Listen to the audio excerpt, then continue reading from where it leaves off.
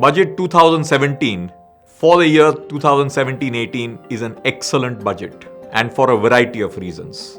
Number one, the finance minister has kept the fiscal deficit for March 2017 within his promised 3.5%.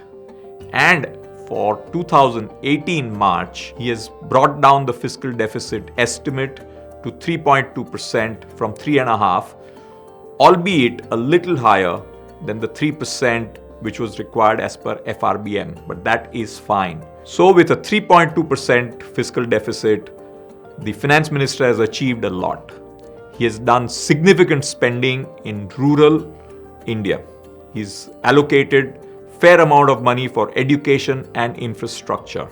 At the same time, he has made sure that the impact of demonetization is not going to hurt the lower middle class and people just getting into the tax bracket.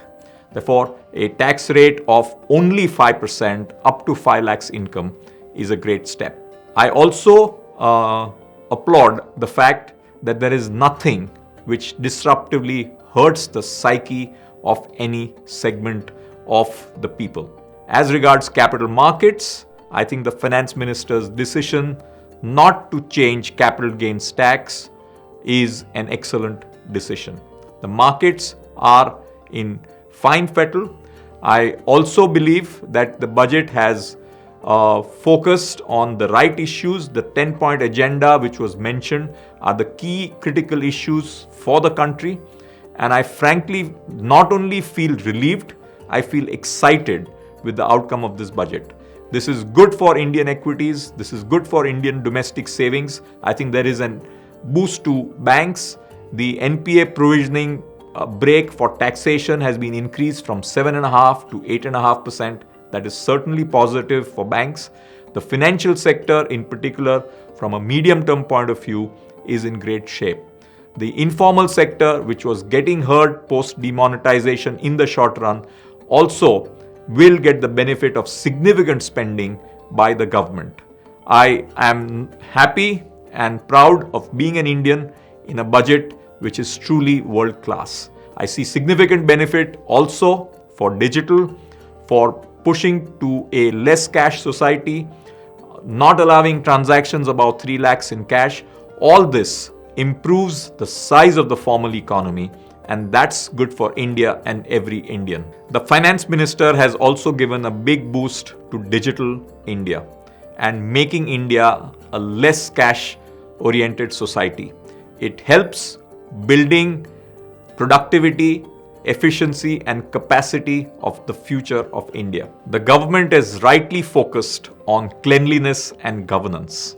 So making India clean, both in letter and spirit, and at the same time focusing on governance by changes to political funding and the basis of political funding are a huge positive. The concept of electronic bonds or bearer bonds as in some shape or form for people to subscribe to political funding is a great idea. I commend the finance minister for out-of-the-box idea in cleaning up India's political system. The budget is also a positive for the SME sector, both in terms of making it lower tax regime down to 25% for the SME sector, to giving a lot of flexibility for SMEs in terms of how they run their businesses. And I have no doubt that as SMEs integrate into the formal sector, the banking industry will reach out and support the SME sector in a big way in the year to come ahead. I am also extremely happy that we are moving away from a society where very few people paid taxes to getting a larger set of the population contribute to the development of India. This is truly a path-breaking, proud moment for me and all of us to see an India transform into the future. And I do believe that this budget has followed the simple principle: do good and, more importantly, do no harm.